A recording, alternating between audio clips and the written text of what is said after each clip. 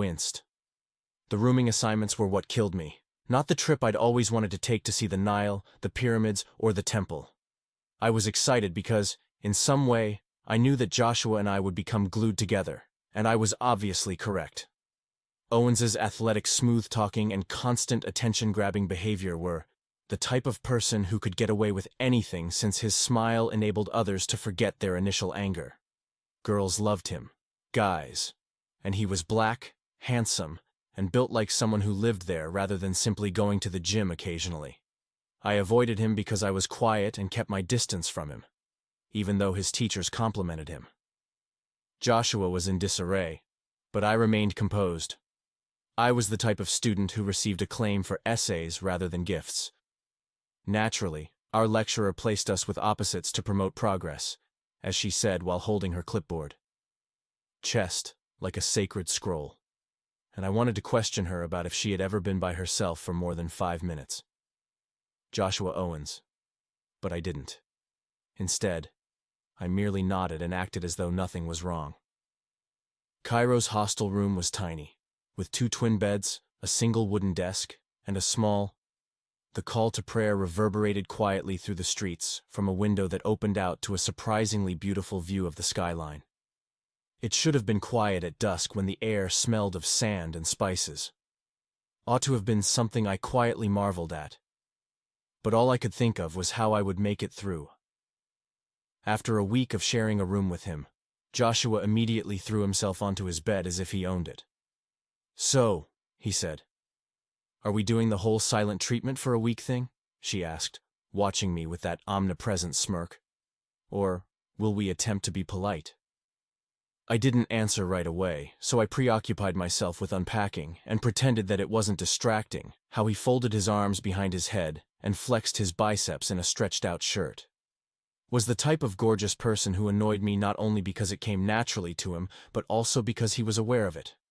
"Let's finally," I muttered, "just get through this without killing each other." He smirked and replied, "Deal," putting my folded t-shirts in the small dresser tray. Expanding. I'm happy to report that I rolled my eyes, but it's disputed our first several days were filled with ancient treasures, heat and sand. We trekked the dunes and visited the pyramids of Giza and went on guided excursions through the busy streets of Cairo. I made an effort to stay away, but Joshua was all over the place, joking around and enticing locals while sharing tidbits of information about Egypt, as he had been annoyingly practicing for a documentary. But he wasn't dumb. At times, he was even perceptive. He would pose questions to the guides that made sense, and about which I had never really considered how people gravitated toward him, and to my dismay, I began to comprehend why. But I remained vigilant. He wasn't a nasty roommate. In fact, he was quite tidy. I didn't trusted individuals, but they didn't snore, and even brought back snacks from convenience stores without me asking. Joshua, for example, ignored people like me unless there was a joke or wager involved, but he continued to observe me, not overtly, but sufficiently that I became aware that occasionally I caught him silently observing me out of the corner of my eye, as if he were attempting to understand me, and it made my skin crawl. Warm kept me up later than I should have, and by the 3rd night, I was worn out. I hadn't slept well since the travel, both mentally and physically, and whatever energy I had left had been depleted by the lengthy journey around the ruins that afternoon. After taking a fast, cold shower, Joshua was still up on his phone, scrolling through his headphones as he fell into bed in a loose tee and boxers facing the wall. I kept my back to his eyes, but his quiet giggle would periodically shatter the silence. Eyes and waited for sleep to come gradually, which it did, but at some point in the middle. The room was dark when I woke up in the middle of the night, and initially, I wasn't even certain I was. When I woke up, the air felt heavier in some way, as if the temperature had increased. I was asleep when I sensed Joshua, not just his presence. I heard a murmur of his voice too, but I hadn't opened my eyes yet. Enough to hear the words, and then so softly that I believed it could have been my breath caught when I imagined his touch grazing my arm, and I was dreaming when I froze, and the contact remained warmly and purposefully. Remained silent and simply left his fingers there for an additional second. I remained motionless as they were taken away, my pulse pounding and my mind racing. Was he trying to test me, or did he assume I was asleep because I didn't move? I couldn't, in part because I was afraid of the consequences, and in part because I secretly hoped he wouldn't stop. I finally heard I remained awake while Fabric's body slowly shifted back to his bed, and the springs squeaked softly as he nestled there. Long after that, I woke up the following morning with wide eyes and shallow breathing. He looked at Joshua as he searched through his suitcase and hummed a song to himself as if nothing had happened. When he saw me sit up today, he commented, "It's a big day," with that same smirk. "Yes," I answered, my voice coming out of the hoarse. "And the king's hope you brought nice shoes." Returned to his belongings, which were still buzzing, and suddenly it felt like darkness had never occurred before. But I knew better because that touch wasn't nothing. But I couldn't stop thinking about it the entire time, even though I didn't realize it was only the beginning. Our professor distributed printed itineraries to the group as they boarded the bus in the morning. My thoughts kept returning to the scene where Joshua held the gentle hours later. I still felt the tingling sensation of a whisper that I couldn't make out. I hadn't imagined it. Was certain now that he had lightly touched me as if to ask a question he wasn't sure of. How to ask aloud, but why was he behaving so normally? He joked and laughed. One of the females said she was starving, so the guys in the rear of the bus threw her a protein bar. He was, with his muscles flaunted like he didn't give a damn. He wore sunglasses and a tank top. I watched him leave the room last night, as if he hadn't gotten out of bed and gone across the room to touch me while I was asleep. He caught me glancing once, just once, out of the corner of my eye as I slid deeper into my seat. And his lips moved, as if he wanted to utter something for the smallest moment. However, he didn't.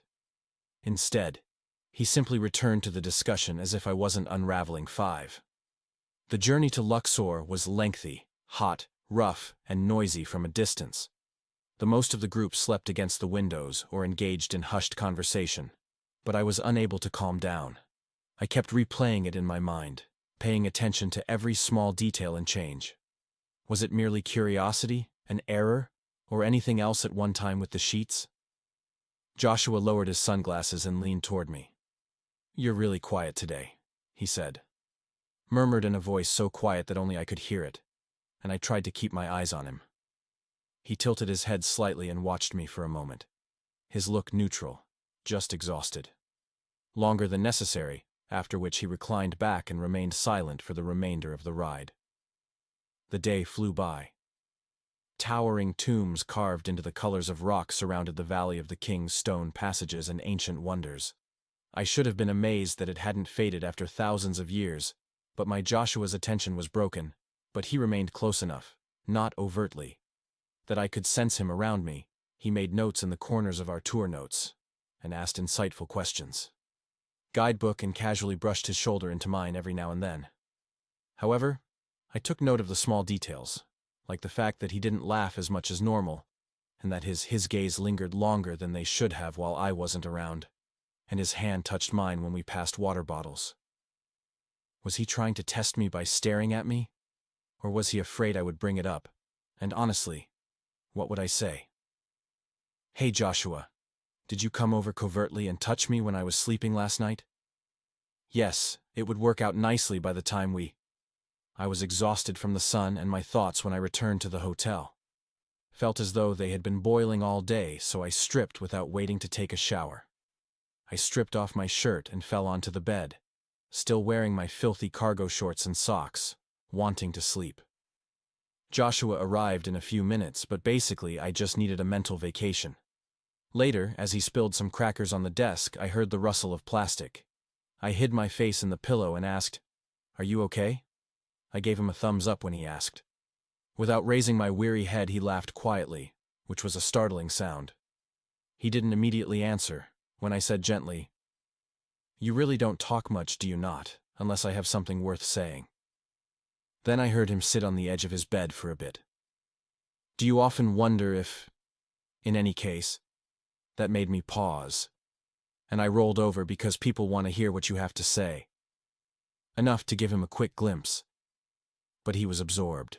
In his gaze, staring at the ceiling with his arms behind his head. He added, "Have you ever considered that you might be more fascinating than you allow yourself to be?" My chest constricted.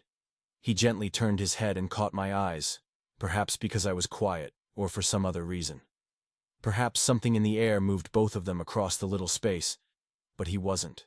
His eyes were serious, but not passionate, and he was not smiling as usual. He seemed open and inquisitive, as if he wanted me to share something I had been putting off for too long. Later that evening, as we silently prepared for bed, he brushed I acted as though I was reading a book that I wasn't actually paying attention to. The sound of our breathing filled the room as the lights went out, and his bed creaked a little. Did I not remain motionless and listen as he moved mine? I'm not sure how long I laid there waiting, half sleepy, half conscious, but I knew exactly when he woke up. The sound of his bare feet on the chilly tile floor, the rustle of blankets. I kept my eyes closed while there was a pause in the air, followed by the faint. My heart pounded in my chest as he knelt next to my bed and whispered something about fabric. He didn't say anything or touch me, but I could feel him there. I waited transfixed to hear the slight catch in his breath and smell the smell of sun-warmed flesh and cheap, aggressive soap. Then I felt his fingertips brushing slowly and deliberately, right below the hem of my shorts, against my leg. I should have moved, but I didn't, and since I waited, I believe that was the start of everything. For him, I felt as though I hadn't slept at all when I woke up the following morning. Joshua's fingers had ghosted over my thigh during the night, leaving my legs entangled in the sheets and my flesh still warm. Prior to then, my heart was pounding too loudly in my chest for me to go back to sleep. Not because I was afraid, but something I didn't open my eyes when he touched me, stranger. For some reason I couldn't yet name. I didn't say anything or stop him, so why the whum? When I eventually sat up, Joshua was already clothed and seated on the edge of my chair. The question kept repeating in my mind like a broken song. He looked at his bed while holding a bag of trail mix and wearing earbuds. Up nodded to me without saying anything or showing any signs of the previous night. "You sleep," he said. "Okay?" I hesitated as he inquired nonchalantly while putting a few almonds in his mouth. "Yes, you're out cold," he responded with a smile. "Didn't even hear you snore." So I made a fake laugh, but it made my stomach turn. Faking once again. Or perhaps I was the one who pretended that I hadn't been motionless when he violated a boundary. But we still hadn't discussed. We went downstairs for breakfast with the rest of the group, and the customary hum of chatter filled the air as one person was talking about the night market, and another was debating which pyramid was the most amazing. As Joshua joked with the man seated across from us, I poked my head down at a half-toasted piece of bread. But even when he was laughing, and I saw that he was giving me brief looks, as if to make sure I was still there and all right. The bus that day took us to Carrick Temple. Was he hoping I wouldn't bring it up, or was he waiting for me to? Giant columns rose like stone trees, and the grandeur was so overwhelming that it made you feel insignificant and little. I tried to concentrate on the guide's remarks, but my mind was distracted by the dust of civilizations and old prayers. Returning to the sensation of contact, the quiet, and the way Joshua's fingers had lingered uncertainly but intriguedly, and I sensed him walking next to me when we stopped for water. "You good?" I asked. He questioned. "Yeah," I replied hastily, avoiding eye contact. "You've been—" He didn't respond straight away, so I shrugged, as I'm usually quiet. I looked up in surprise as he remarked, "You don't have to be, you know. Not with me." This time the eyes were gentle and sincerely, not mocking. "I didn't realize that you didn't always have to play invisible." But he continued, "I mean it." How did our group react to it? Later that afternoon we had a quick boat ride down the Nile, where the water shimmered. Palm trees bordered the riverbanks in a verdant sky, and the wind blew across them. Joshua and I ended up sitting side by side because it was warm but felt nice against our skin. By side once more, however, I didn't really have an option because initially everyone had paired up. Remained silent while leaning back against the boat's side with one leg extended. I, on the other hand, sat rigidly with his eyes closed as if he were at rest. After a few moments he whispered, "You're quiet again," with his hands folded between my knees. I mumbled, "Just taking it all in," as his eyes remained closed for minutes before turning to. "You're not mad, are you?" I asked myself, my heart thumping. "Why would I be mad?" Said, "I don't know. I don't want to make you uncomfortable." I may have spoken too hastily when I said, "I'm not uncomfortable," but the words weighed heavily between us. He nodded slowly, "Just figuring things out." He leaned back once again, allowing it to fall. The boat suddenly jolted, impacting a gentle wave, and I tripped a little. Out of reflex, I extended my hand, only a second before landing on Joshua's thigh. It wasn't deliberate, but the touch I snatched my hand back because it felt like an electric shock running through my body. "Sorry," he said in an odd voice. "It's okay." I gazed at him calmly, and he was observing me without taunting or smirking. During the remainder of the journey, neither of us spoke, and that evening at the hostel, the atmosphere in our room felt he was quieter than Joshua, but he was more reserved. We both took a shower and altered, circling one another in an uneasy cadence. The unspoken burden between us had become too great to ignore. Pretended not to notice Joshua's constant glances at me while I was scrolling through my phone on my bed. At one point, he put his phone down and glanced at his own screen, reading, I wonder what will happen next." I looked up in confusion as he questioned, "What do you mean?" "After college," he asked, "who will we still communicate with, who will forget?" "I suppose I haven't given it much thought," I shrugged. He nodded. "I give it a lot of thought, such as what if this is all a passing phase?" And even though it was the most honest, he sounded distant and depressed, like the individuals we connect with here. What if we never see them again? "Why are you telling me this?" I asked Joshua, who paused before turning to face me. He had sounded like this before the trip started. The room fell silent because I suppose I'm beginning to care about what happens with you. Part of me wanted to ask him what he meant, but my breath stuck in my throat. Barely above a whisper, I added, "I know you don't even know me." He spoke enough that he could see that you were different from everyone else. The way you never allow anyone to approach you closely enough to wish that you would let me too. I was at a loss for words, so I remained silent. He nodded, then switched off the light and went to bed in the dark, lying there with my heart pounding while I stared at the ceiling. I kept thinking about what he said. Was he actually observing me, or was I simply seeing him at last? But I knew there was still a lot more air to come. Between us had shifted. It wasn't particularly tense, but it was quieter, like if something waiting to be spoken, and neither of us knew how to begin. Joshua stopped making jokes during the group. Tour's effortless charm persisted, but the light-hearted gleam in his eyes had faded. Even though he no longer casually reached out or touched my arm, he continued to observe me when he believed I wasn't looking. Even though he didn't speak much, he remained near to me as we were riding the bus, and I was feeling every glance and silence, and with every night that went by, the space between our beds felt smaller. I guess I'm beginning to care about what happens with you after thinking about what he said the previous evening. Said it as if it were a line, and perhaps that's what frightened me the most, since I wasn't sure what to do with facts like that. Following a lengthy meal with the group at a nearby eatery with a fiery atmosphere, Joshua and I all gobbled up the lentil soup and sticky sweet pastries far too fast, silently made their way back to the hostel, while the rest stayed around to chuckle at something one of the females had said. I returned to the room where Joshua and I were ensnared in our own little orbit. I grabbed a book and headed directly for my bed, because I needed something to hide behind, even if Joshua was scrolling through his phone on his bed while the gentle glow illuminated his eyes, not paying attention to the text on the page. Face in the dark, and we remained there for a while without talking or doing anything. "You're really into that book, huh?" he asked, after putting his phone down after he had been breathing the same dense air for a while. I didn't check, but the sound of a voice shattering the stillness was like a ripple over quiet water. "Decent."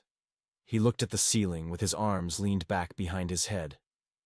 "You always..." I paused, wondering what books were meant to signify. Do you have an escape plan? You use headphones as armor to deter others from becoming distracted. His remarks hurt because they were correct, not because they were harsh. You don't know me, I murmured softly. I'm trying to. And he looked up. Now that you're gazing at me intently, I can see why Joshua moved forward on the bed. Jordan, even though you don't want to, I see you. So he rests his elbows on his knees. I sat there too, still not sure what to do with that. And you act as though you don't give a ooh, damn. Nothing bothers you, he said. But I don't believe it for a moment. You simply don't want anyone to know that I swallowed hard and hardly spoke. Working, but he hesitated when I questioned why he cared. And he said it quietly. I think I like you. The words struck a chord. Wave that was gentle yet powerful enough to take my breath away. I blinked what I've been attempting to say it for days, but I'm not sure how I wasn't sure whether you would hear me.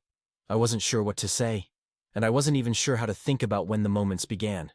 His palm slapping back on my arm, the murmur in the darkness, and the way he gazed at me as though I were something unexpected I'd been telling myself for so long that he was just playing around, but I couldn't help but want him. I acknowledged that I was having hallucinations, but I wasn't sure what to say at the time. You don't need to say anything, he said, using my voice. I only needed you. So I stood slowly and moved to the center of the room, to be aware that he simply went to bed after turning out the lights, leaving me in his confession, hung in the darkness like the heat of the Egyptian sun. I lay there for hours, wide-eyed and lost in my thoughts, instead of sleeping. Joshua Owens, who I'd hate to share a room with just a few days before, liked me.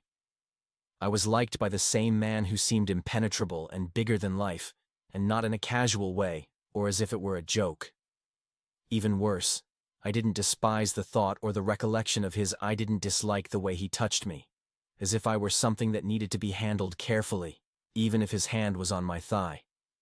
I was afraid because my skin had been tangled ever since, and every time he glanced at me, my chest felt tighter. Indeed, but I wasn't disgusted or perplexed as I had assumed. Perhaps it was curiosity or something else entirely. The following morning, there was a calm atmosphere, suggesting that need might even be the start of want.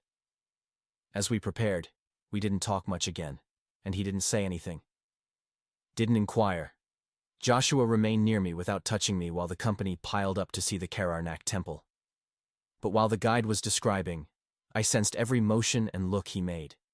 The history of the temple, he leaned down and whispered, "You okay?" I nodded. Unable to, he said, "I'm fine," with a sigh, as if he wanted to say more but didn't want to. I knew I couldn't ignore it any longer after supper, so we returned to the hotel. And I sat on the edge of my bed as he stretched and dropped his bag. My heart was racing, so I murmured, "Let's talk," paused in the middle of his stretch and slowly dropped his arms, saying, "Okay, I'm not sure how to."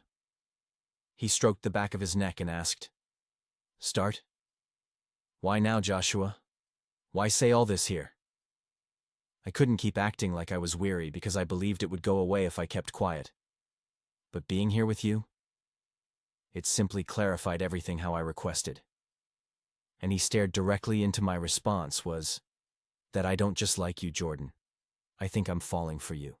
You know, when he mentioned that he was falling for me, I wasn't sure how to react. I sat on the border between us, thick and heavy, ready to be unloaded. Of the bed motionless as Moloch stood across the room, his eyes full of peaceful honesty. He wasn't. He didn't rush me.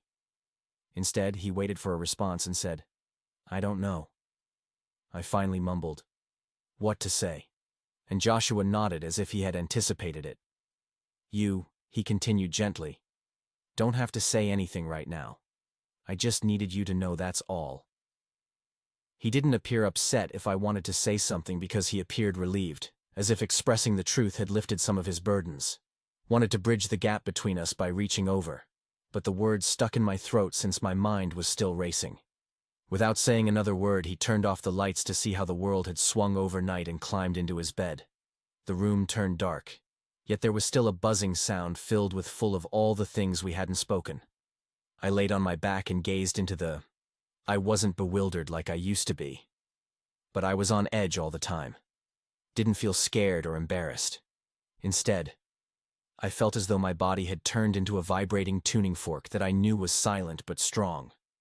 Of Joshua's respiration, the room's temperature, his body's shape, and he was awake in the bed across from mine, and I knew it too, though I'm not sure how. I remained motionless for a long time, but I heard him change ultimately the soft stream of the floor, the faint ruffle of his blanket, a presence coming. I felt his warmth as the mattress dropped next to me, and I didn't flinch or open my eyes.